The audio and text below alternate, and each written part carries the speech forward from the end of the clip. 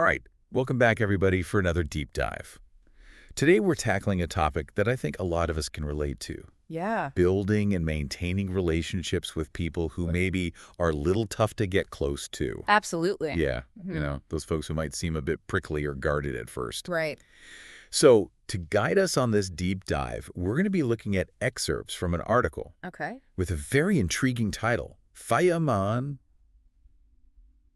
which translates to placed text. Interesting. And get this, the original article seems to be written in Thai.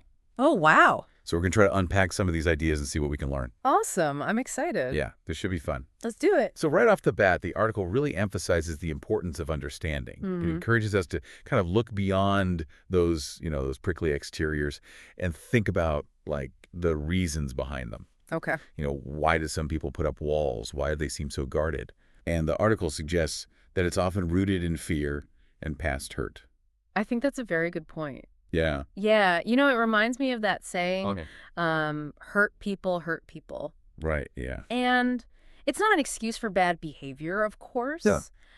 But it does kind of offer a different lens to look through, Absolutely. Trying to understand things a little better. Yeah, it's not about excusing it. It's about understanding it. Right. And the article actually uses a really interesting analogy to kind of illustrate this point. Okay. They talk about porcupines. It's interesting. Think about a porcupine, all Yeah. those sharp quills. But underneath all that Yeah. is a pretty vulnerable creature. Right. Just trying to protect itself. Right, exactly. Yeah. So then the question becomes, how do we approach these porcupines in our lives? That's a good question. How do we connect with them without, Yeah. getting pricked? Right. And the article seems to suggest that gentleness and patience are really key here. Yeah, I think if you imagine trying to force those quills down, you're just going to get hurt. Right. But if you create a safe space, Right. kind of a sense of warmth and acceptance, Yeah. those defenses might, gradually relax a little on their own. Exactly. It's about creating that environment. Right. And that actually reminds me of a situation I had with a colleague a while back. Oh, yeah. Yeah, they were incredibly guarded at first, like barely spoke to anyone in the office. Right. But I just made a point of, Yeah. being friendly, approachable, Sure. offering a listening ear when they seemed stressed. Yeah. And it took time. But eventually they started to open up. Wow. We actually ended up becoming pretty good friends. That's great. It's amazing how powerful those things can be, Absolutely. Patience and just, genuine kindness. Right. It can make a huge difference. Yeah. And speaking of understanding, right, the article also emphasizes the importance of recognizing how someone's past pain Right. might be shaping their present behavior. Yeah. Like yeah. we were talking about, the hurt people Absolutely. idea. It's so easy to just get caught up in our own perspectives and, frustrations, but taking a step back Yeah. and considering what someone might have gone through Right. can really shift our perspective Absolutely. from judgment to Yeah. compassion. It's like we often have no idea what battles people are fighting beneath the surface, It's true. So how do we put this understanding into practice? Yeah, that's the question. How do we actually do this?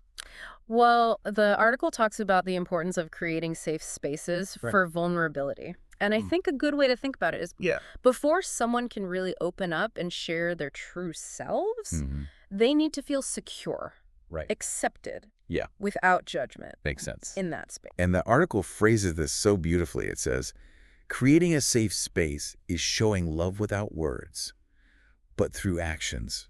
I love Isn't that great? It's really about consistently demonstrating Yeah. through our actions that we care, Right. that we're trustworthy, Yeah.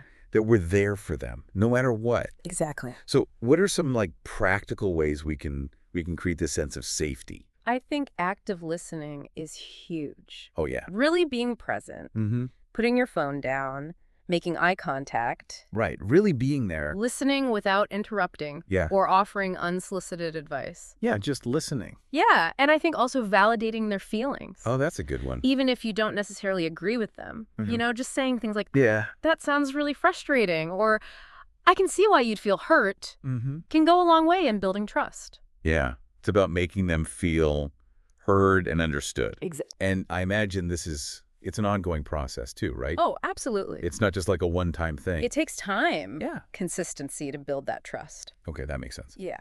So another key point the article brings up is about accepting each other's flaws. Ooh, that's important. And it specifically says, not trying to change or force anyone to be what we want makes the relationship free and valuable. That's so true. Right. Yeah, it's easy to fall into that trap of wanting to fix people, especially those we care about. Yeah. But trying to change someone Right. often just backfires. It can create like resentment and damage the relationship. Absolutely. Yeah. And, I think true connection comes from embracing people for who they are, Right. imperfections and all. The whole package. Yeah, celebrating their strengths and accepting their weaknesses. Right. And the article's last point kind of brings all of this together. And it says that we should actually embrace the difficulties that come with building relationships with, those more defensive people. That makes sense. Yeah, like it's not always going to be easy. No. Right.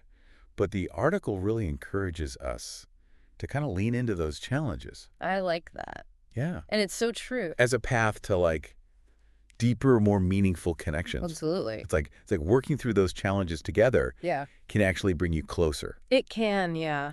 It's about showing up for each other, even when things are tough. And the closing line of the article, I love this. It says, true embrace isn't just physical hugging, but embracing hearts.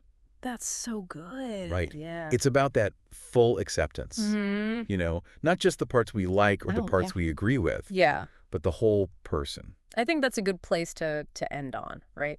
Yeah, this has been such a fascinating deep dive. I've really enjoyed this. Yeah, me too. Do you have any final thoughts for our listeners today as we kind of wrap things up here? Well, as we were talking through all this, it made me realize that these insights can apply not only to our relationships with other people, but also to ourselves. Okay. How do we approach our own vulnerabilities? That's a good question. And defenses? Do we treat ourselves with the same understanding and compassion that we hope to offer to others? That is such a powerful question to reflect on. Yeah. So thank you all for joining us on this deep dive, and we'll see you next time. See you then. Bye, everybody.